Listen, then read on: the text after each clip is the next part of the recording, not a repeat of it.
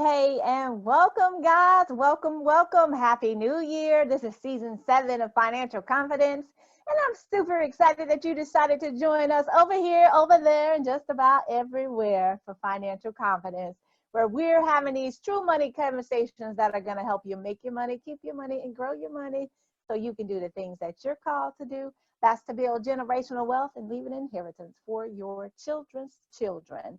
Thank you for tuning in to WYTV7 Christian Broadcasters Network. I'm your host, Lynn Demmons, Demmons. Yes, no demons here, y'all. That's Demmons. All right. So what we're going to do to kick the show off this year is do something a little different. We're going to share with you the best of financial confidence, all of those nuggets that can help you move to that next level. That's what we're sharing with you today. And we thank God that he saw it so that we could be here to be able to share this with you. We're so thankful for this opportunity, for the privilege, and we hope that it helps you, and that it's not me that you see, but it's the God in me that you see that helps you to move to your next level. And we are thanking him for that in advance. Our guiding principle for this show, guys, is Matthew 6:33. But seek ye first the kingdom of God and his righteousness, and all these things shall be added unto you. Guys, we also implore you pray over those finances so you can do what you're called to do. So if you will, please bow with me. Lord, help us to value the things in this world that are really valuable. That's our relationship with you, our lives, and our families. Help make us responsible stewards of your financial resources. And let us trust your holy word, the eternal glory of thy son, Jesus. In his name we pray. Amen. Yes, guys, we're super excited about this show. Thanking God, but also thanking you for being here with us this morning, this evening, tonight, whatever time it is that you're listening in to Financial Confidence. We thank you no matter what. What we would like to do is to share with you some of the best of. You let us know what you think. Provide your comments at the bottom of the podcast or the video, wherever you're catching this information. Let us know what you think. Let us know which of those nuggets resonate most with you as you move forward in your 2020. Also, check in with us. Let us know how you're doing. What progress are you making? How are you moving? What money moves are you making? Here at WYTV7 Christian Broadcasters.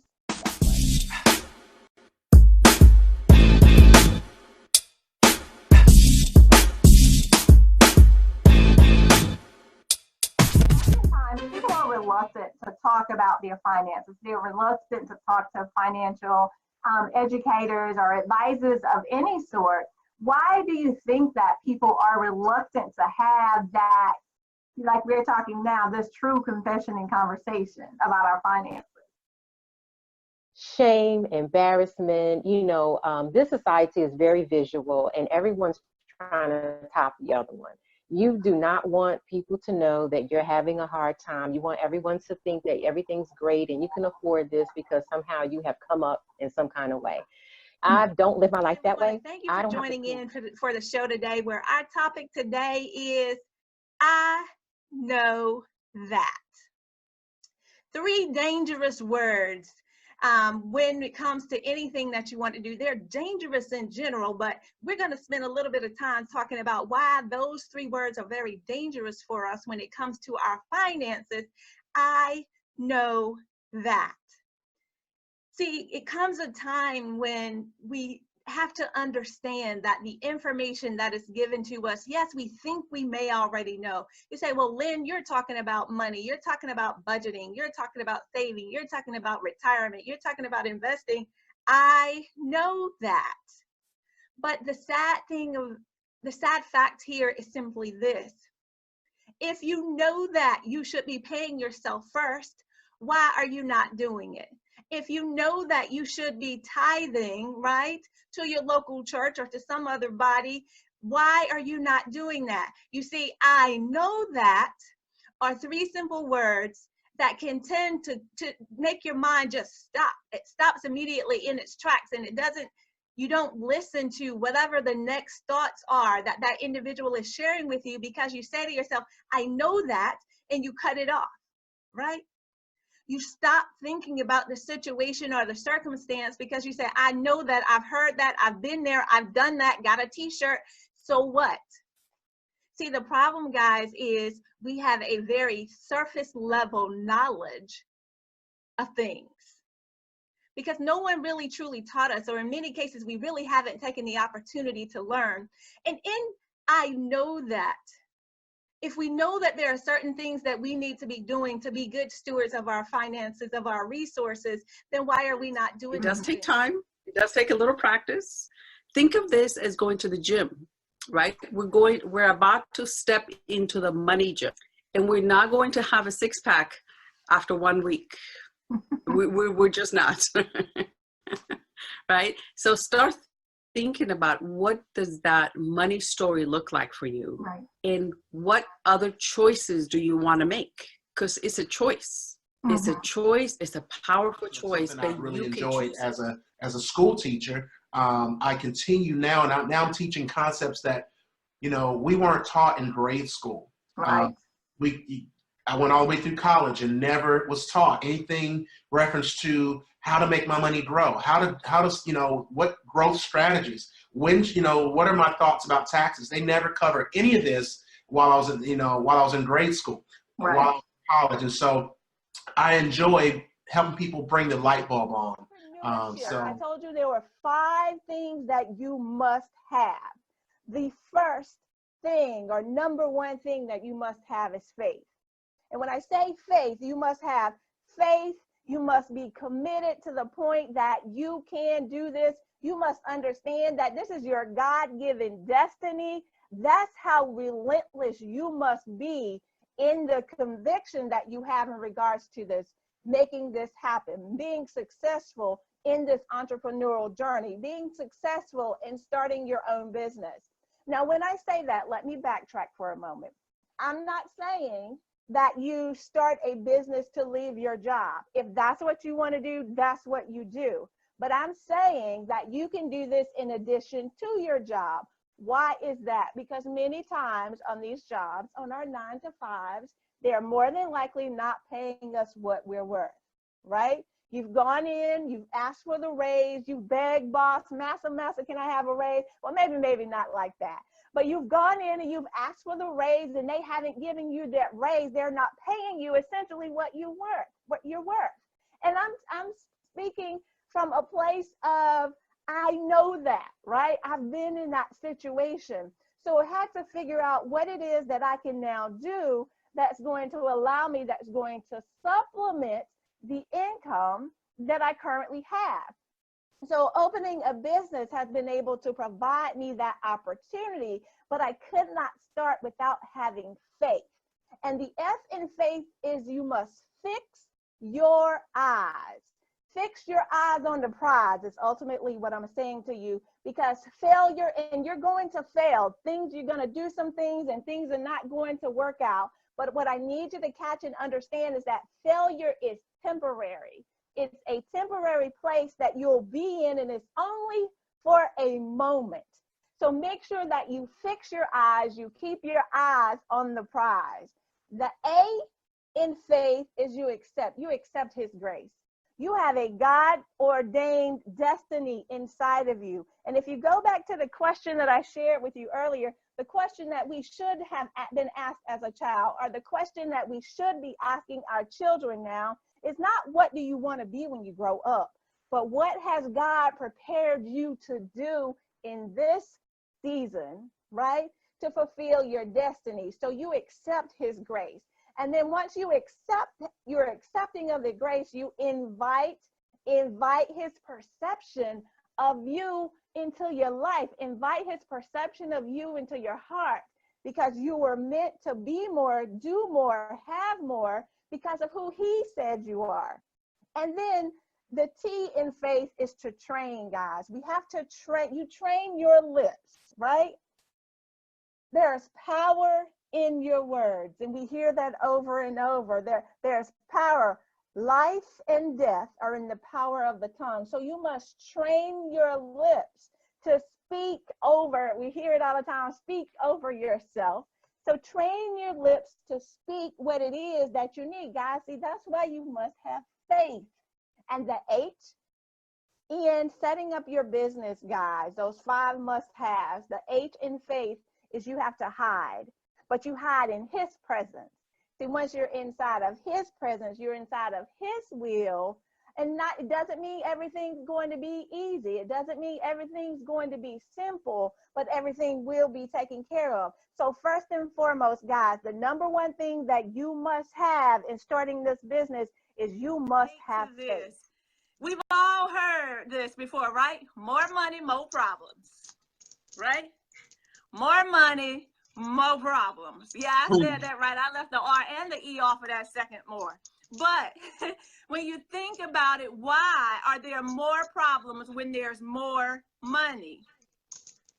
What tends to happen? What are the habits that we tend to continue in when we do start making more money? I know when I started making more money in my job, what was the first thing I did? I needed a better car because I'm making more money. I needed better clothes now. I had to upgrade my wardrobe because I'm making more money. Oh, I need to live in a different neighborhood now because I'm making more money. How many of you can relate to that, right? We go through these situations and circumstances in our lives. So making our money in most cases tend not to always be the problem, except for some, let me just say this, except for some entrepreneurs, making your money might be a problem when you initially start out, right? So you have to figure out and get brilliant at making and generating the money for your life. And most people do. Planning for their rainy day. That's a testament. You said they made $17,000 on their taxes, but they were able to amass $50,000 in their savings. So guys, yes, you can. All right. Yes, you can save today. Yes, you can, but it takes discipline. Yeah, that should go with the D word, you say, but that's right. It is discipline that allows us to be able to build all of these great things to help other people, yet we haven't gotten ourselves to the position where we help ourselves. So you're hurting as an individual. How can you help save somebody else? You have to save yourself first so that you can get in there and help save somebody else, so that you can help them to get on the path. So we have to transition from this short-term thinking for I want now, right? I get it. It's my money and I need it now, right? That's the mentality that many of us have. And you say, oh, well, Lynn, I want to be able to live today. And there's nothing that says you cannot live today. However, what I am saying to you is without a plan, ultimately, you're going to be what Robert Candelaria says it this way.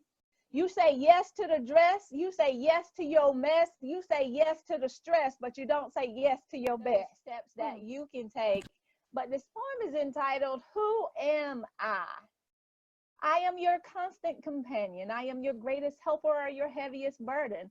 I will push you onward or drag you down to failure. I am completely at your command. Half of the things you do, you might as well turn over to me and I will do them quick and correctly. I am easily managed, but you must be firm with me. Show me exactly how you want something done. And after a few great people, and alas of all failures as well. Those who are great, I have made great. Those who are failures, I have made failures. I'm not a machine though. I work with the precision of a machine plus the intelligence of a person. You may run me for profit or run me for ruin. It makes no difference to me. Take me, train me, be firm with me, and I will place the world at your feet. Be easy with me, and I will destroy you. Who am I? I am Shelby. There too. Go follow me at Demons Speak. That's Demons, no demons here. DEMMONS.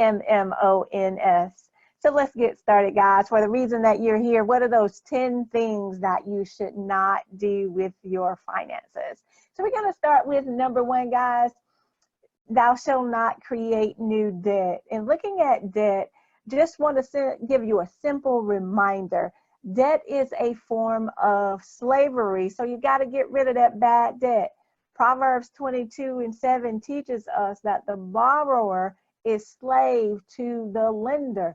And I don't know about you, but that word slaves has such a negative connotation that motivates me enough to say to myself now, what is it that I need to do? What is it that my family needs to do? What are some of those things that we can now do that are going to allow us to be able to take a good long look at what we're spending money on, how we're spending that money, and what are some of the things that we can do differently now so that we are not in this situation. We're not creating this situation in which we just continue to amass all of these different types of debt.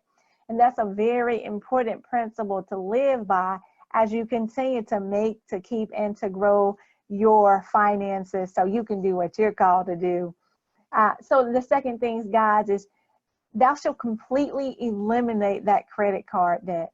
And when you look at that credit card debt, it's hindering you from creating lasting wealth. And lasting wealth comes from consistency. And in order to be consistent, we all know that you must be disciplined in this. It takes discipline for an individual to go through their finances and look at everything and model and have a plan and be intentional, right? In everything that they're doing, everything that they're spending, everything that they're saving, everything that you're investing. So think about that from a discipline perspective. And Proverbs 13 and 11 teaches us that wealth from those get rich quick schemes, that's going to flee from you, right? That quickly disappears. But wealth from hard work is going to last for the long haul. That's going to last over time.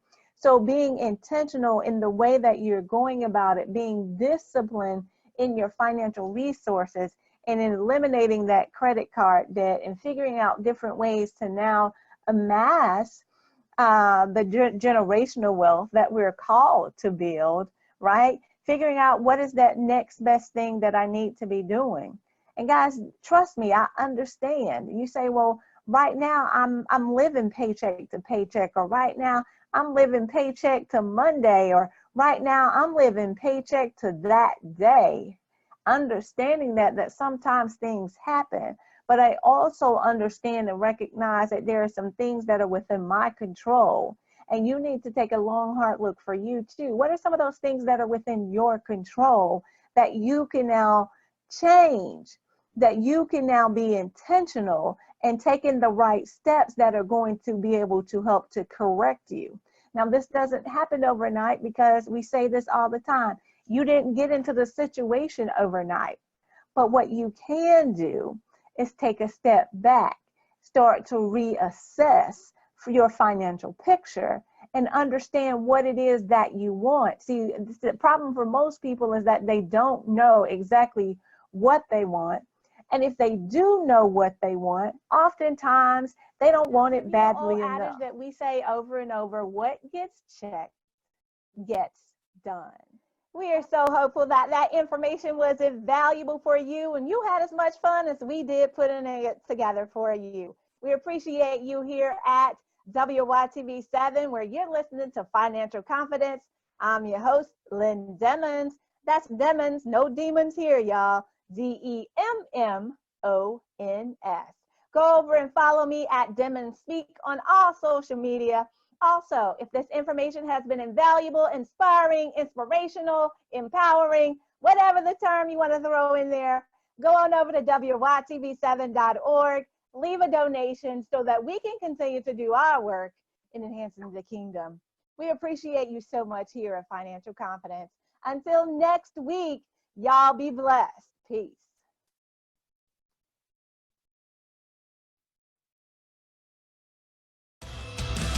Run like a